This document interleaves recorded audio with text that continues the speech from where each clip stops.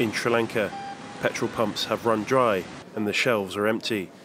Protests on the streets are the accumulation of a 3-year economic crisis, a crisis brought on by a combination of many factors.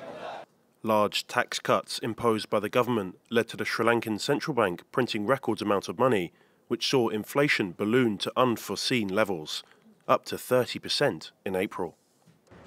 Projects meant to drive the economy have instead continued to lose money, such as Port City, financed by $1.4 billion in Chinese loans, unable to be repaid.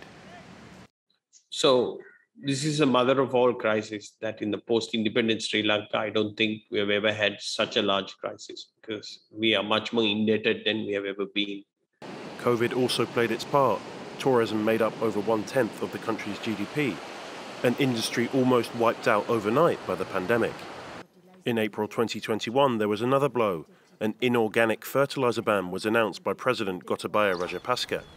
The drop in tea production from the ban resulted in economic losses of around $425 million.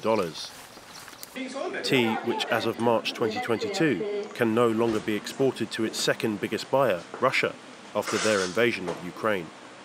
All of these factors led to Sri Lanka defaulting on its debts for the first time in its history, a debt of $51 billion. The economic crisis has become a political one, as in April, 26 ministers resigned en masse in protest.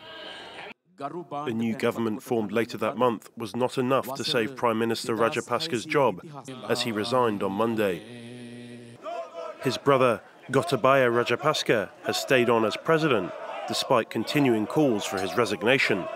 Now, the protests have turned violent as the army has been deployed in an attempt to return some level of calm to the streets.